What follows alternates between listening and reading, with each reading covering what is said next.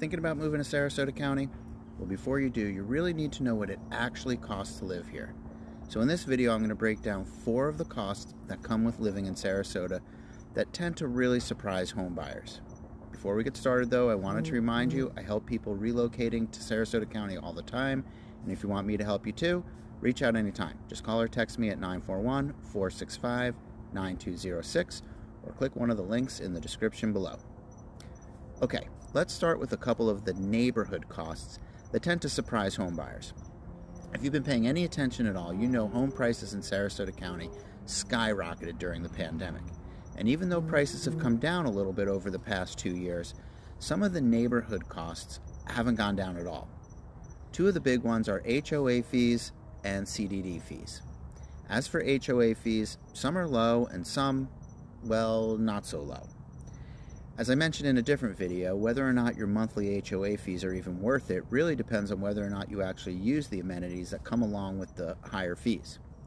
Either way, just make sure you factor in these HOA fees when choosing a community. Same thing with CDD fees.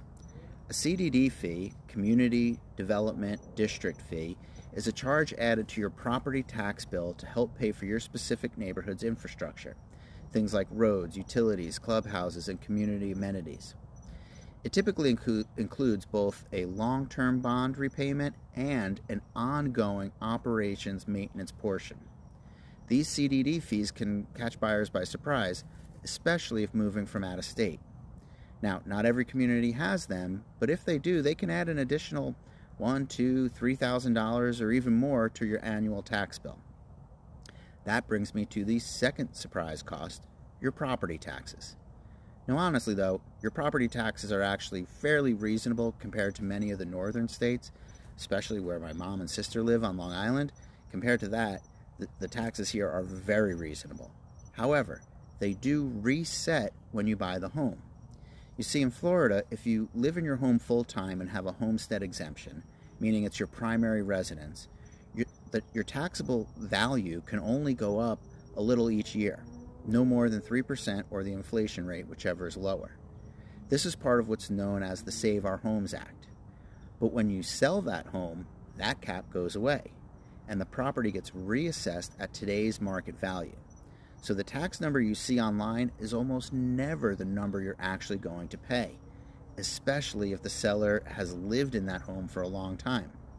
Think about it. If the seller bought the home 20 years ago for $250,000 and you're now buying it for $750,000, there's going to be a big jump in your property taxes. Okay, number 3, insurance. And yes, it has gone up statewide, and a lot of that has to do with hurricanes and flooding. And flood insurance can be a big surprise expense. If you live in certain flood zones and you have a mortgage, your mortgage company will require you to have flood insurance. Now, even if you're not in one of those flood zones or you bought your home in cash and own it outright, you may still want to have flood insurance just in case. And remember, just because you don't live along the coast doesn't mean you won't have flooding issues. In fact, a lot of the flooding actually occurs inland when the rivers, the creeks, and the ponds overflow due to rain. Just last year, Tropical Storm Debbie and Hurricane Helene brought torrential rains to our area, and many people's homes inland flooded. What's worse is many of the homes that flooded were not in a flood zone that required flood insurance, so many of those people were uninsured. Bottom line, make sure you do your research on flooding before you buy. Now on the flip side, newer roof, impact windows, impact garage doors, and those types of things can really bring your insurance rates down. Just remember, those items can be very expensive, especially impact windows. Impact windows for a 2,500 square foot home could run you $80,000. So when searching for a home, if it already has some of those things, that's a really big selling point. Okay, last but not least, utilities.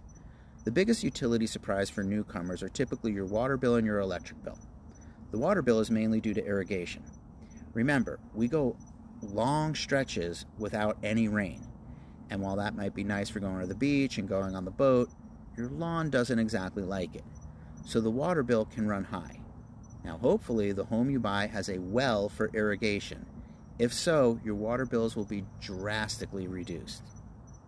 The electric bill issues stem primarily from your AC running almost all year long, and in the summer months, you will see a huge spike in your electric bill. That's why it's important to keep your AC maintained and serviced a couple times a year to make sure it's running at its best. Unfortunately, the life expectancy of an AC here is about 12 years, and they too are very expensive to replace. Figure at least 10 grand for a single unit in a 2,000 square foot home. So, is Sarasota County expensive? It can be.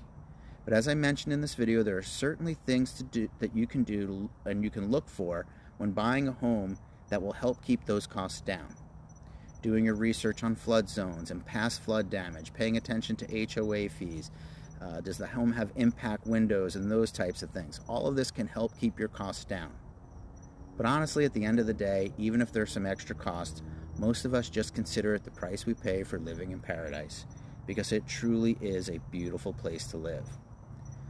So if you want a cost breakdown tailored to your move, your lifestyle, your budget, your must-haves, reach out anytime. I'm happy to help. Just call the number in the description below or click on one of the links. Thanks for watching, and I'll see you in the next video.